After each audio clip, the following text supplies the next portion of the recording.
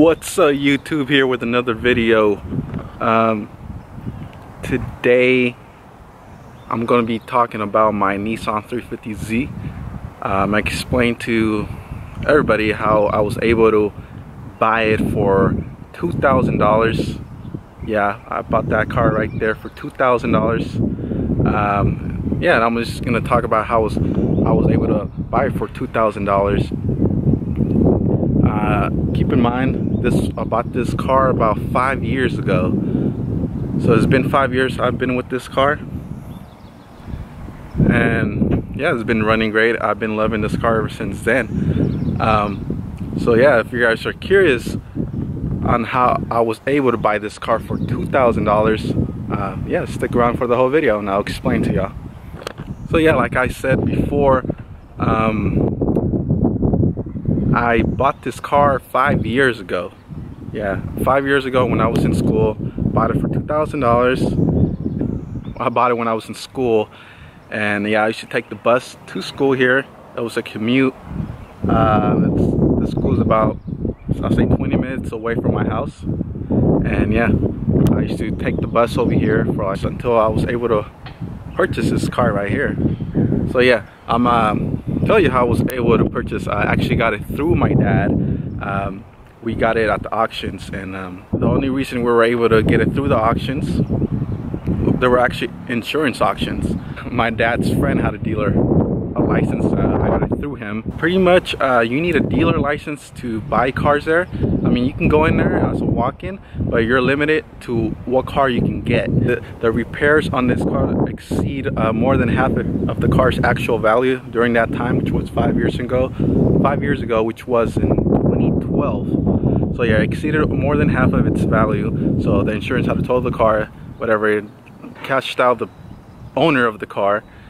And yeah, they pretty much auctioned this car off. And I actually have pictures of how I got the car. It's pretty bad, actually, now to think about it. Because before this car came up, there was a different car. All I had was, I guess, the fender. Might have been some suspension parts too, but that's just the fender, and auctioned off for like, was it like $500 more, which was a lot less worse than this car.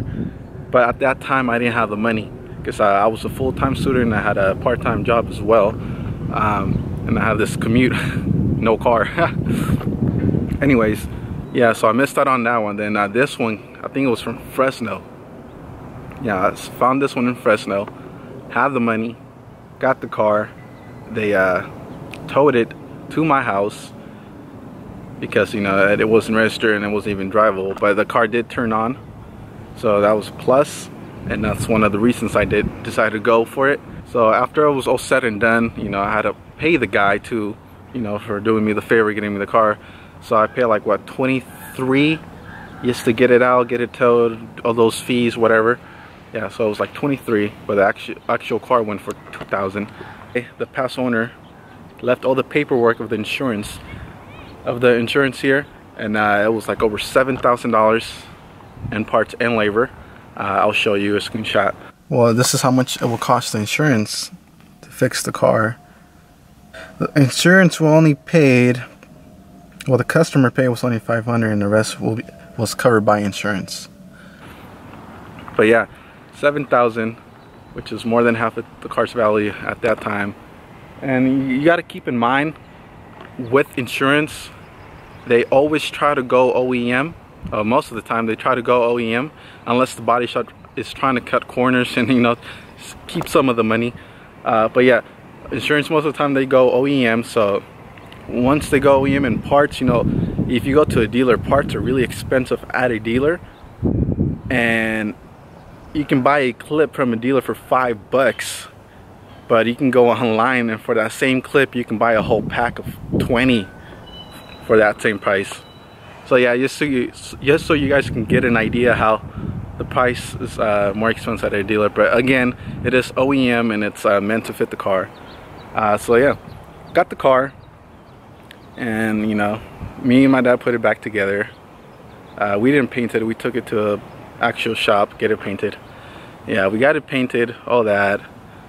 I spent over like $900 in parts. I was running out to $1,000 in parts. They were all aftermarket parts.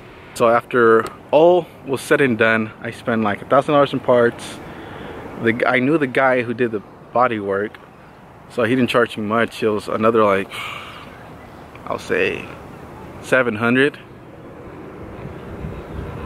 So yeah, I was just running out to $2,000 in parts, labor, and the difference of $7,000. So yeah, I saved $5,000.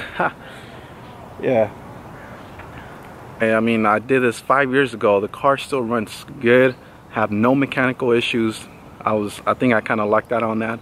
It was all good. It still is running strong to this date. And also, what you gotta guys keep in mind when you guys buy a salvage, or if you're able to get into the insurance auctions, if you do get a, let's say, car like me, for example, sometimes, like my dad, I'm using my dad for example, he bought a Nissan Sentra. He bought it because he likes those cars. As a commuter, he always loved those cars. He bought one, whatever, they didn't really look that bad, so I was like, oh, it's an easy fix, right? So he got it through the auctions, and whatever, he brought it back to life. And as soon as he started, he noticed that it used to burn a lot of oil. I'm like, what the heck, why is it burning oil? And we found out one of the piston rings was, well, one of the pistons was shot. Like, we gotta take the whole motor apart. See, that's one of the things you guys gotta keep in mind. I could have had bad luck with this car. I mean, the car does not vibrate when you drive it on the freeway. The car drives normal, drives fine. There's nothing wrong with it. Yeah, the car is pretty much there. I mean, the only reason I bought it like that was, like, for example, for my Corvette, I didn't want to get worried about getting a scratch, all this BS. I didn't want to, you know, just like minor things like that. I just wanted, like, oh, if it had a minor scratch, I didn't want it to be something I'll be really afraid of. So it's like, whatever, this car's like whatever to me. But I mean, I love this car.